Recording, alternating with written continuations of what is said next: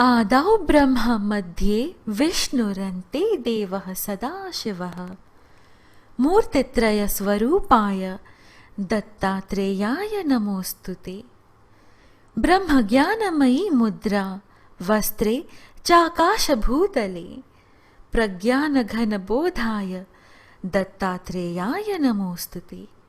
यह श्लोक जगतगुरु श्री आदि शंकराचार्य जी द्वारा रचित है। इसका अर्थ है, जो आदि में ब्रह्मा, मध्य में विष्णु तथा अंत में सदाशिव हैं, उन त्रिमूर्तियों के स्वरूप उन भगवान दत्तात्रेय जी को बारंबार नमस्कार है। ब्रह्म ज्ञान जिनकी मुद्रा है, आकाश और भूतल जिनके वस्त्र हैं तथा जो साकार प्रज्ञान घन स्वरूप हैं, उन भगवान दत्तात्रेय जी को बारंबार नमस्कार है। राधे राधे जी पवित्र वचन यूट्यूब चैनल में आपका हार्दिक स्वागत है। भगवान दत्तात्रेय स्वर्गीय पितरों के रक्षक हैं। केवल उनके नाम स्मरण गुरुदेव दत्त से ही पितरों के आत्मा को शांति मिलती है और मानव जीवन में पितृदोष से उत्पन्न हुए पीड़ाएं भी समाप्त होते हैं। भगवान दत्तात्रेय जी का मंत्र है, ओम द्राम दत्तात्रेयाय नमः। दत्त गायत्री मंत्र है, ओम दिगंबराय विद्महे योगीश्वराय धीमहि तन्नो दत्तः प्रचोदयात्।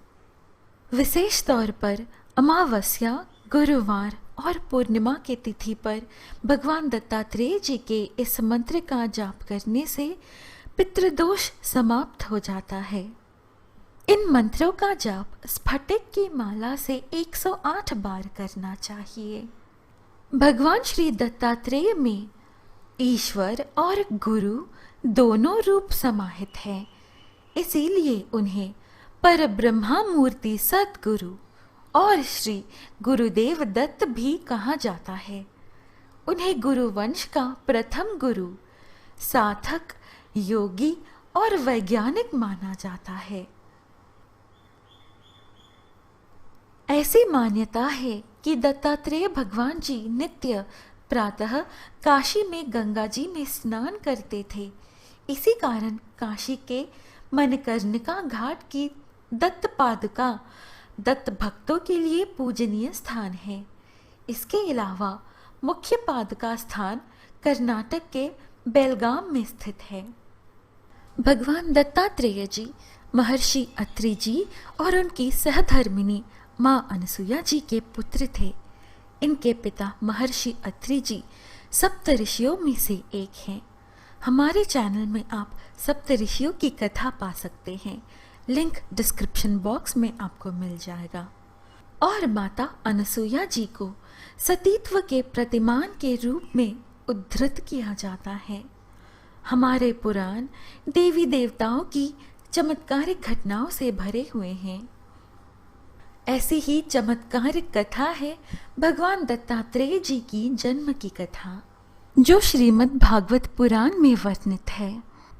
एक समय पर अत्रि महामुनि और उनकी पति अनसुया के असाधारण पतिव्रता के बारे में तीनों लोकों में प्रचार हुआ।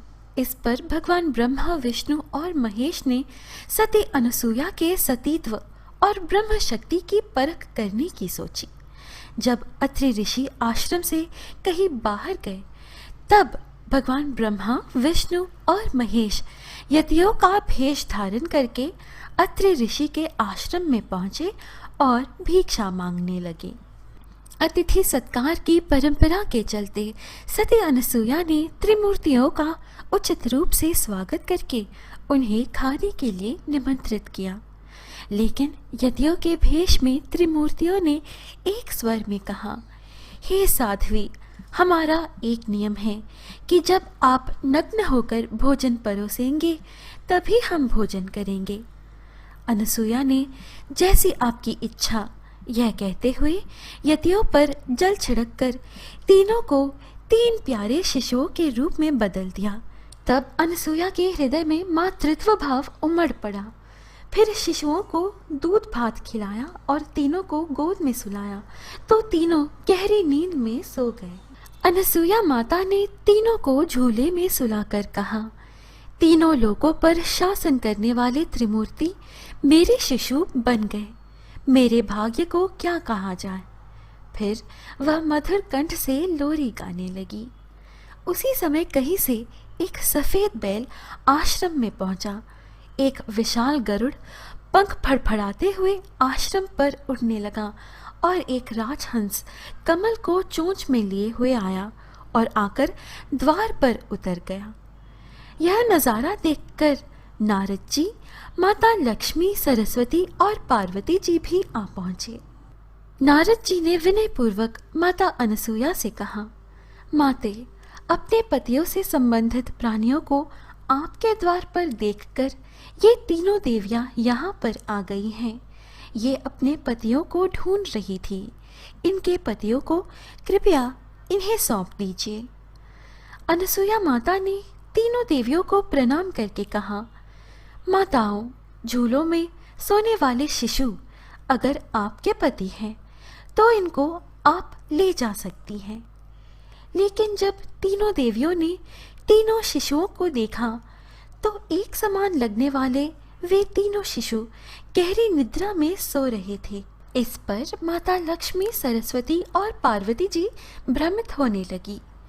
नारद जी ने उनकी स्थिति जानकर उनसे पूछा, आप क्या अपने पति को पहचान नहीं सकती? कृपया आप हास्य का पात्र न बने और जल्दी से अपने अपने पति को गोद में उठा लीजिए। तब देवियों ने जल्दी में एक एक शिशु को उठा लिया। वे शिशु एक साथ त्रिमूर्तियों के रूप में खड़े हो गए। तब उन्हें मालूम हुआ कि माता सरस्वती जी ने भगवान शिव जी को, माता लक्ष्मी जी ने भगवान ब्रह्मा को और माता पार्वती जी ने भगवान विष्णु जी को उठा लिया है। तीनों देवियां शर्मिंदा होकर दूर जा खड़ी हो गई। उसी समय अत्रि महर्षि अपने घर लौट आए। अपने घर त्रिमूर्तियों को पाकर हाथ जोड़ने लगे। ऋषि अत्रि जी तो पहले ही अपनी दिव्य दृष्टि से पूरे घटनाक्रम को देख चुके थे। त्रिदेव अपने वास्तविक रूप में आ गए और माँ अनसुया और ऋषि अत्रि जी से प्रसन्न होकर भगवान ब्रह्मा, विष्णु और महेश्वर ने एक होकर दत्तात्रेय रूप धारण किया। भगवान दत्तात्रेय जी का एक शरीर, 3 सिर और 6 भुजाएं थीं। उक्त कथा को दत्तात्रेय के जन्म से जोड़कर भी देखा जाता है। जिस दिन भगवान दत्तात्रेय जी का जन्म हुआ वह मार्गशीर्ष मास की पूर्णिमा तिथि थी और इस दिन को दत्तात्रेय जयंती के तौर पर आज मनाया जाता है। इस साल दत्तात्रेय जयंती 29 दिसंबर मंगलवार को है। भक्तों, आशा है आपको आज की यह हमारी प्रस्तुति अच्छी लगी। इस प्रकार के और वीडियोस पाने के लिए कृपया हमारे YouTube चैनल पवित्र वचन को सब्सक्राइब करें। अनुमति दीजिए, फिर मिलेंगे अगली वीडियो में। जय श्री कृष्ण, राधे राधे। जय श्री गुरुदेव दत्त।